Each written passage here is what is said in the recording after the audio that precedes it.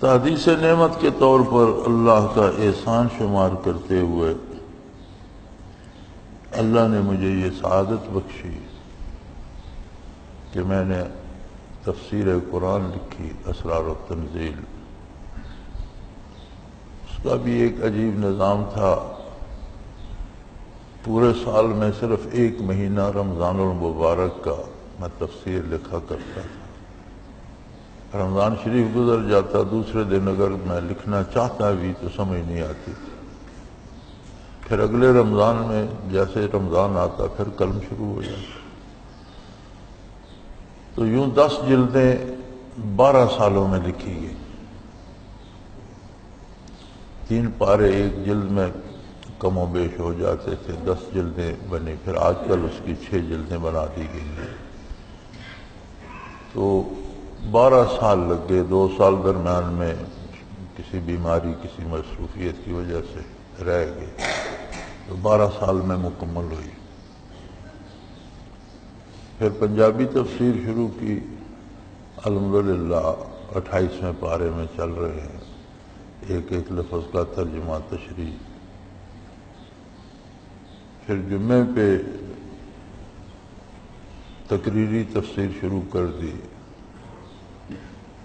تو وہ بھی اب 8واں پارہ اس کا چل رہا ہے الحمدللہ۔ پھر اللہ کریم نے احسان فرمایا، ترجمہ لکھنے کی توفیق ہوئی۔ مجھے خود حیرت ہوتی ہے کہ یہ کیسے ہوا کہ 9 بجے بیٹھ کر 3 بجے تک 6 گھنٹے مسلسل میں لکھتا رہتا تھا اور کوئی تھکاوٹ نہیں ہوتی تھی، حالانکہ مجھ سے زیادہ لکھا نہیں جاتا۔ خط کا جواب بھی اکثر دیتا نہیں ہوں جب تک کسی میں کوئی جواب طلب چیز نہ ہو، اور کوئی جواب طلب بات ہو تو 2-3 سطروں میں زیادہ سے زیادہ لکھتا ہوں، لیکن 6 گھنٹے مسلسل لکھتا رہا، الحمدللہ مکمل ہو گیا۔ تو یہ 3-4 بار تفسیر اور ترجمے کے اعتبار سے سارے قرآن کریم کو دیکھنے کی سعادت نصیب ہوئی۔ سارے قرآن کریم کا حاصل جو میں سمجھ سکا ہوں وہ صرف یہ ہے کہ بندے کا اللہ سے تعلق استوار ہو جائے، اللہ کو اللہ مانے، ویسا مانے جیسا وہ ہے۔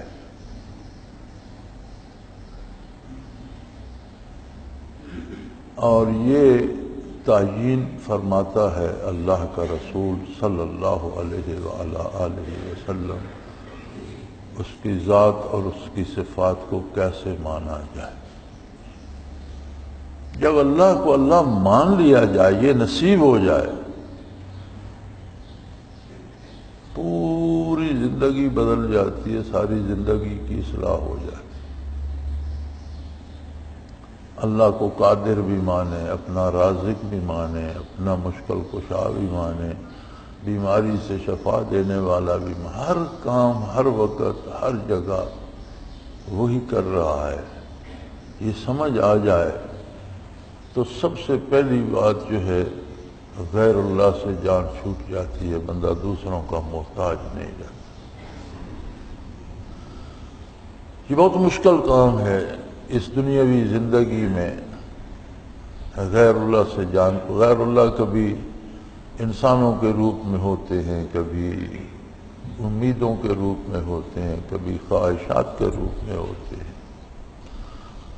تو جو انسانوں یا بتوں یا مجسم خدا جو ہیں ان سے جان چھڑانا بھی مشکل ہے، لیکن سب سے مشکل اپنی خواہشات اور آرزوؤں کے جو معبود بنے ہوئے ان سے جان چھڑانا بہت مشکل ہو جاتا ہے۔ اللہ کریم نے نشاندہی فرمائی، افرأیت من اتخذ الہہ ہواہ، آپ نے ان لوگوں کو دیکھا جنہوں نے اپنی خواہشات کو معبود بنا رکھا۔ اب خواہش کو مجسم کر کے سامنے کوئی آگے سجدہ نہیں کرتا، لیکن جب اللہ کا حکم چھوڑ کر اپنی خواہش کی پیروی کی جائے، اسے مانا جائے، تو اللہ فرماتا ہے اس نے اس کی عبادت کی، میری چھوڑ۔ یہ آخری کام ہوتا ہے جس کی توفیق اللہ دے۔ حضرت رحمۃ اللہ علیہ فرمایا کرتے تھے کہ سورہ فاتحہ، فاتحۃ الکتاب جو ہے یہ پورے قرآن کا خلاصہ ہے، سارا قرآن اس کی تفصیل ہے، جو کچھ قرآن نے بیان فرمایا ہے اس کا خلاصہ سورہ فاتحہ میں آ جاتا ہے۔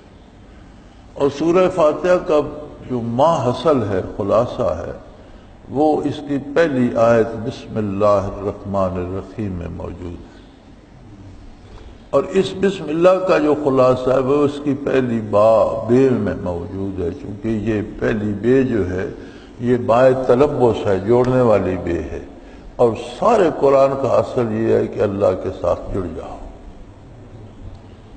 اللہ کو مانو، اور جب مانو گے جیسا وہ ہے تو پھر نافرمانی کا سوال پیدا نہیں ہوتا۔ جب اللہ کو مان لیا جائے جیسی اس کی ذات، جیسی اس کی صفات، جیسی اس کی شان ہے، تو بندہ نافرمانی کا سوچ نہیں سکتا۔